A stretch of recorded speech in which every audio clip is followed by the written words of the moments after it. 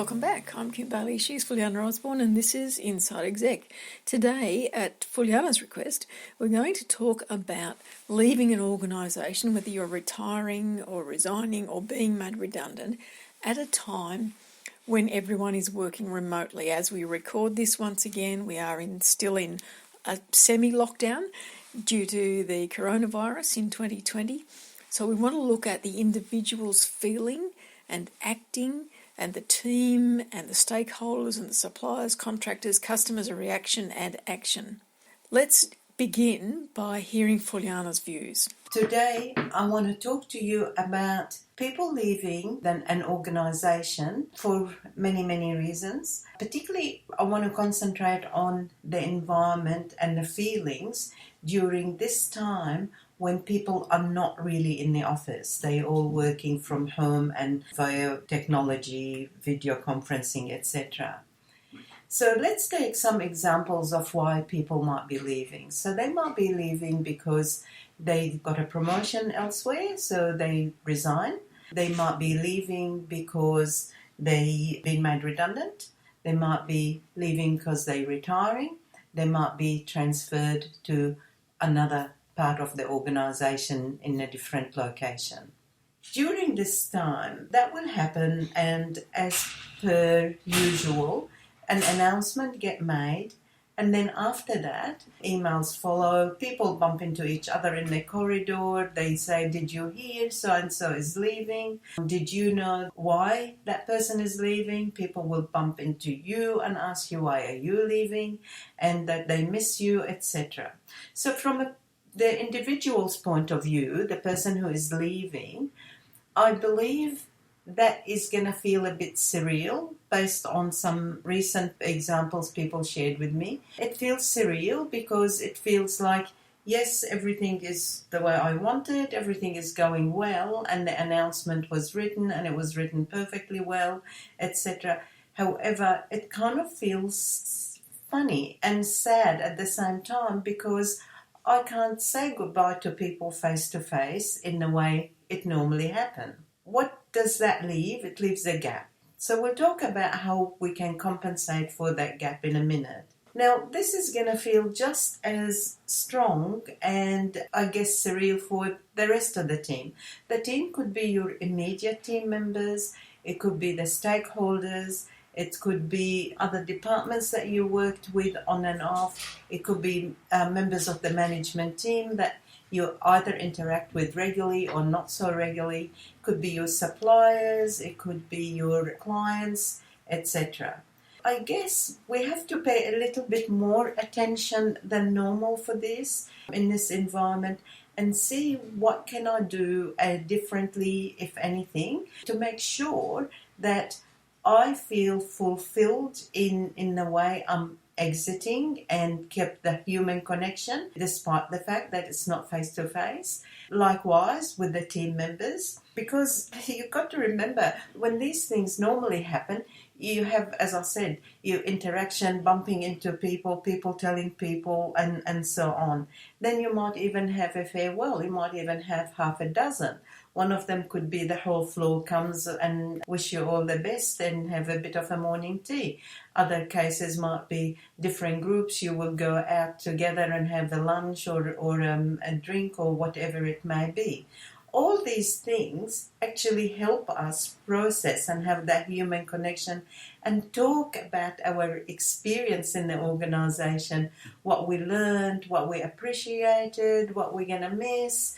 As a member of the organisation not leaving, you're going to feel the loss. You're going to feel that I'm going to miss working with that person, what will happen, who would replace them, etc. And I won't be able to just walk up to them and say, "How are you? How was your weekend?" So the feeling of loss will definitely be there. So the best thing that you can do is, after the announcement is gone out, is to take particular care in making the time in picking up the phone. And in some cases it might be uncomfortable with some people, but pick up the phone and have that chat. So you might have heard I'm leaving. This is what it is. I'm excited or I'm challenged, but I'm going to look at it as an opportunity or whatever the case may be. And say something to that person that will indicate how, when you worked with them, how did that feel and what you appreciated about it.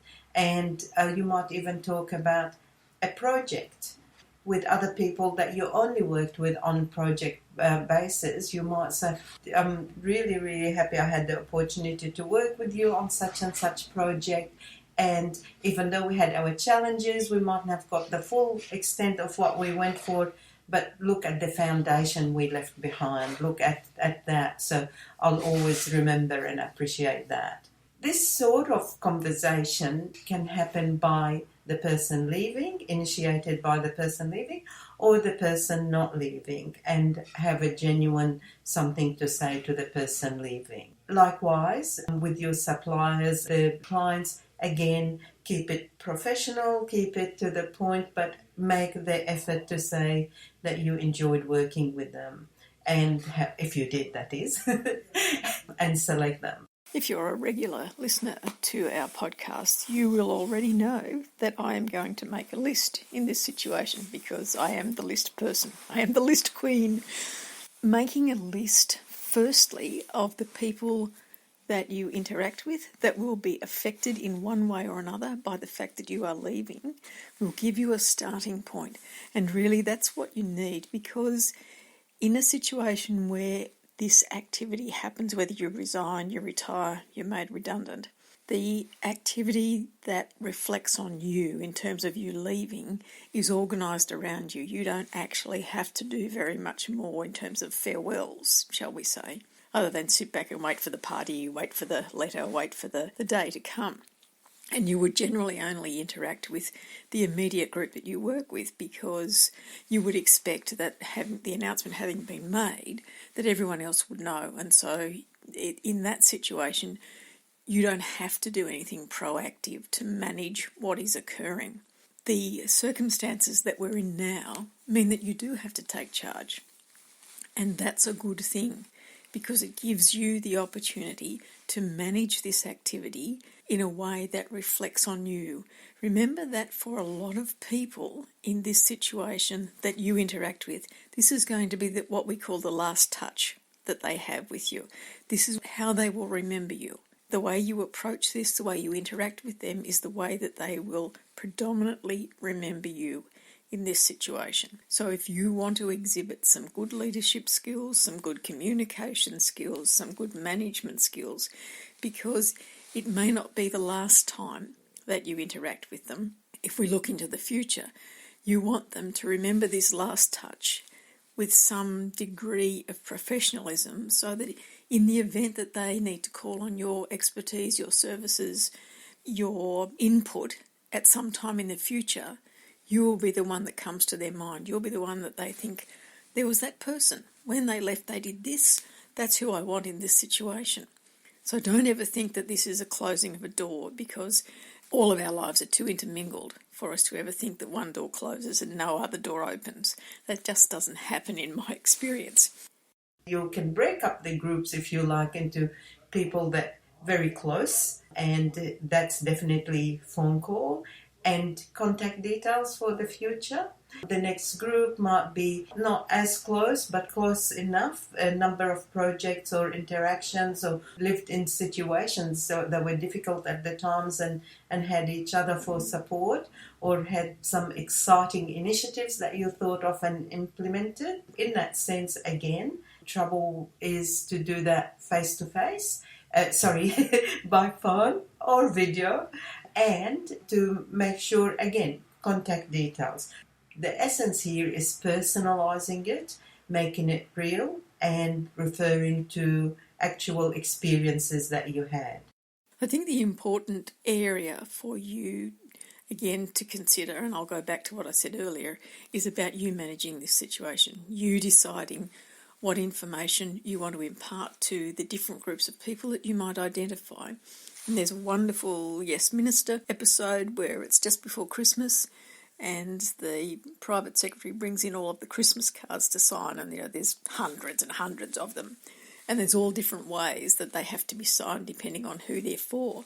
And I think that's a good approach to take, is don't just have one style of communication or one statement that you make or one story that you tell, but remember to whom you will be speaking, to whom you will be communicating this information, and personalise it a bit for that audience, for those people.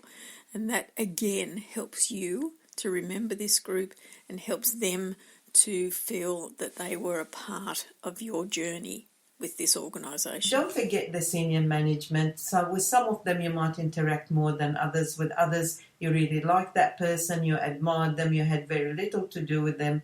And if you were in a situation that you had a room full of people to say goodbye to, you may have either of bumped into each other and got to say what you want to say.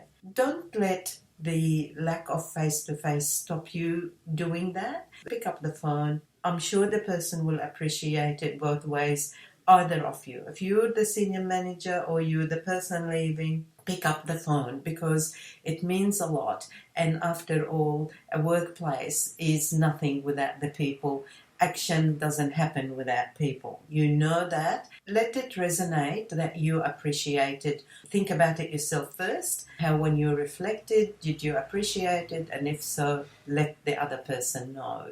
With other people, it might have to be just by email. It might have to be an email. But again, where possible, personalize it. Use examples, specific examples that people can relate to. If you think that's getting so too many phone calls, too many emails, think about and what impact will they have and how much better everybody will feel by reflecting and sharing the experience and using it for future opportunities and directions. The only other thing that I really want you to consider and remember in this situation is that it is an emotional time. It's emotional on all sorts of levels, and you need to address that for your own mental health well-being, as well as for the ability for you to move forward from this situation, whatever it is. It's a different emotion to if you were going through this when everyone was in the same workplace, but it is emotional nonetheless, and it comes with happiness, with sadness, with regret, with anticipation, with anxiety. So all of those things, don't ignore any of them, but just acknowledge that they are going to be there and manage them. Manage them the way you have always managed those sorts of emotions, but just recognise that they're there. So communicate as best as you can, give feedback, receive feedback, and graciously, even if it's not good, do it by phone or email, whatever is the best for that situation, and keep in touch where you decided to keep in touch, and join LinkedIn with people. And if you do those things, exchange contact details and join LinkedIn before you leave, it makes it easy. So there we have it, our take on leaving an organisation in this time of remote working. I hope that has helped you to resolve any of the issues that you might be having at this particular point in time. But for now, I'm Kim Bailey, she's Fulyana Osborne, and this is Inside Exec.